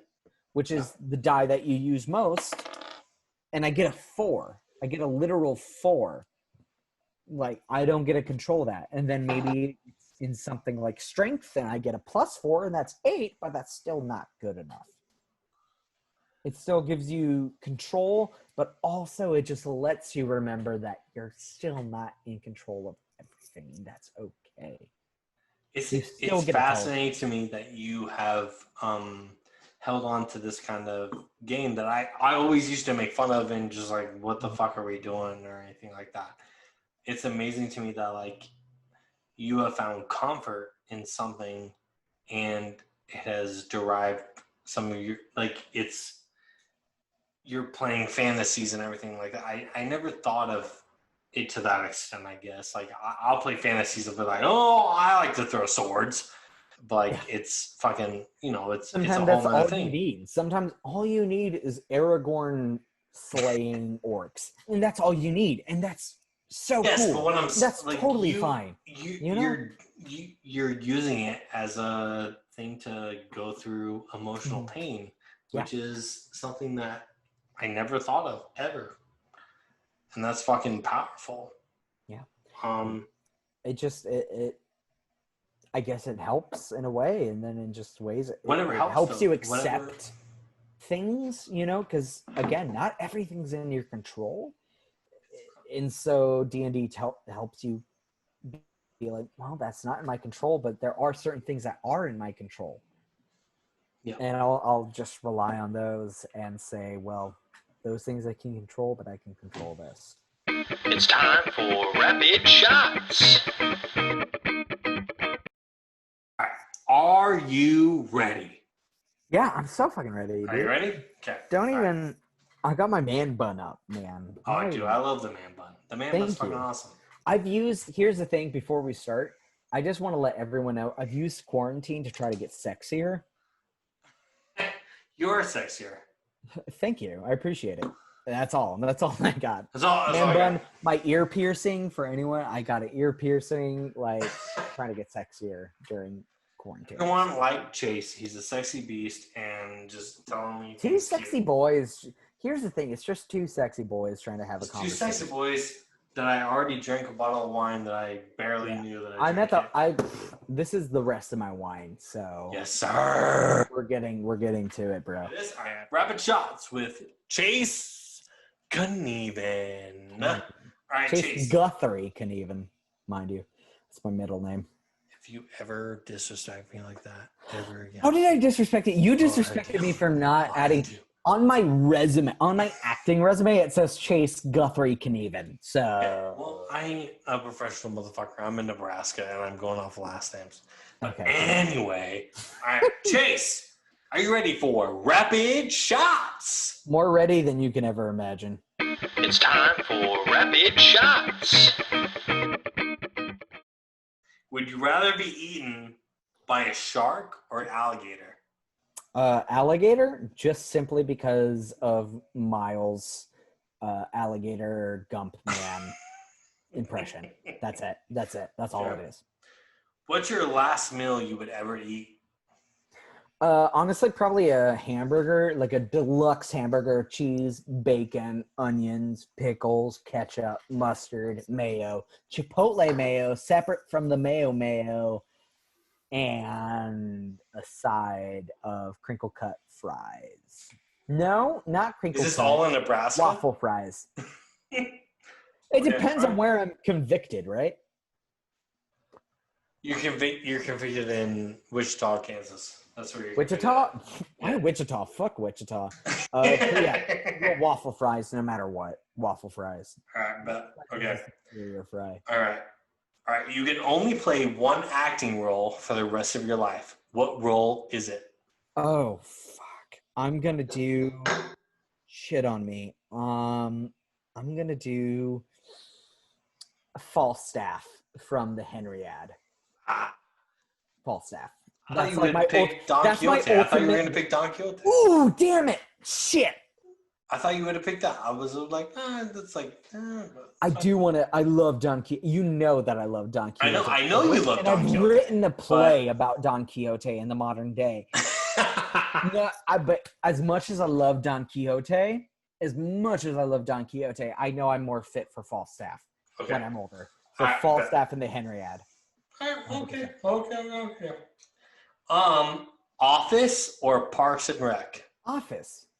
Oh, yes, sir. Okay, baby. Office. What's the best advice you've ever gotten, ever? Oh my God, that's hard because I know it's hard. A lot of fucking advice. Probably the advice of this too shall pass from my father.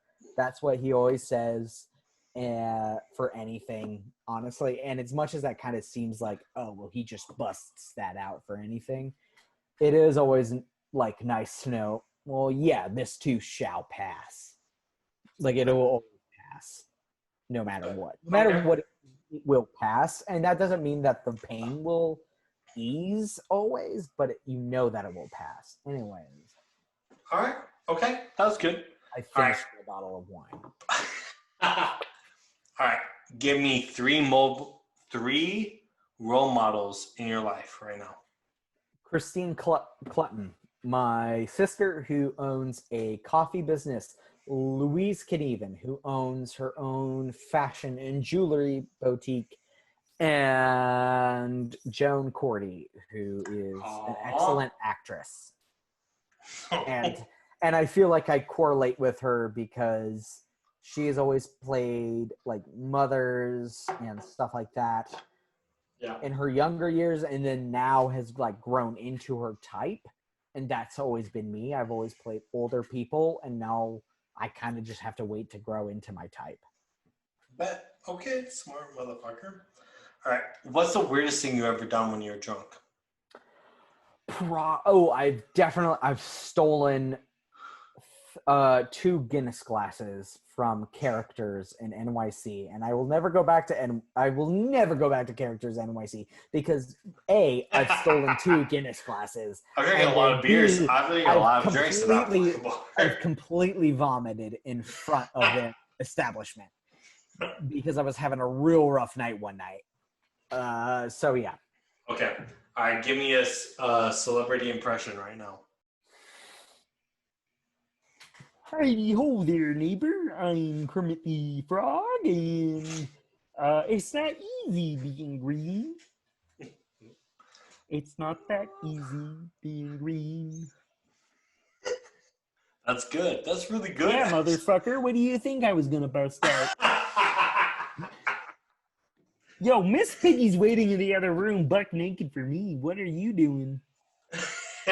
Motherfucker. All right, who's your best friend? Yeah, yo, motherfucker, Joe Hansen. Johansson. I mean, here's the thing. I know this is rapid fire, but here's the thing. I always do have.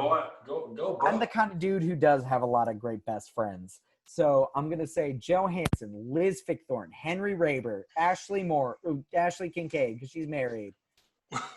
And we don't like married people. We don't like married people. We don't. If you're married, we don't fuck with you. We don't fuck with you. Hey, if you're married, that's really cool. Like, that's really cool. Love school. Yeah, I get it. I get it, but like, I fucking get it. Like, so Chasey, I'm gonna give you my. All right. So I'm pretty fucking drunk right now. I mean, I get it. Me too, bro. I'm pretty fucking drunk. I'm not as drunk as you, but I'm buzzed. Hey. I don't like that. All right. So what we're gonna do now is, hey, it's a new thing called Dusty Drinkin's Thoughts. Oh. Anyway, Cool. don't. Hey, if you ever laugh at me like that ever again, I laughed in support. I don't know what to tell you. this will be called Dustin's Drunky Thoughts of the Day. Drunky Thoughts. That's what you can use. You can use that for your title. Dusty's Drunky Thoughts. Dusty's Drunken Thoughts, y'all. Here we go. Drunk ass. God damn it. All You're right. welcome. So I have two thoughts for this the podcast. Cool. Number one, the biggest thing I ever have missed being not in Nebraska is the truck wave. Do you know what the truck wave is? I do not know what the fucking truck wave is.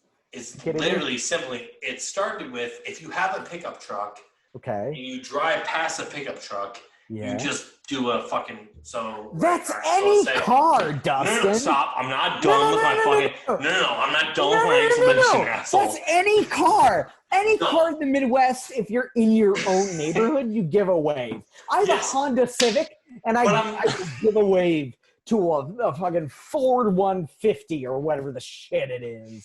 Okay, you are for sure right. But what I'm saying is, in trucks, it's a whole nother thing. It's literally you wave no matter what.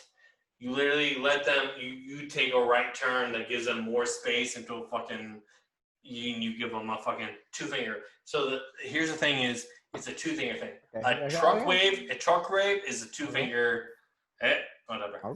A car wave is thank you for so much. I don't ever do that. I never do that. I do one finger, or the two thing is for trucks. Okay. And that's the biggest thing that I've ever missed in Nebraska is the fact that anything you do, and you delete all the fucking other bullshit. It's literally like you drive past and you literally just, oh, thank you so much. And this simple gesture makes my fucking life. Okay? And it makes my life being back in Nebraska. It's fucking awesome. I feel like do that. No, they don't all do that, Chase. They don't all. They do though. They fucking don't. And like fucking, I'll be fucking picking up the mail, and they're like, and I'm like, okay. All right, well, fuck you. Second thought: Shia LaBeouf is one of the greatest actors of our generation. I'll agree with that. Shia LaBeouf you agree with that? Yeah. Have you seen He's Honey? He's fucking phenomenal. He's fucking nuts, but he's a great actor. Oh yeah, well, whatever. But like his last fucking. Have you seen Honey Boy and Peanut Butter Falcon? I know that's about like him and his dad. Yeah. But true. But I know Peanut that Butter Falcon is my favorite movie great ever. Actor. No. He's a great actor. I'm not gonna. Yeah, phenomenal. I will never disparage Shia LaBeouf as a bad actor. He's a great actor. I don't give a shit that he was in 3 of the Transformers movies.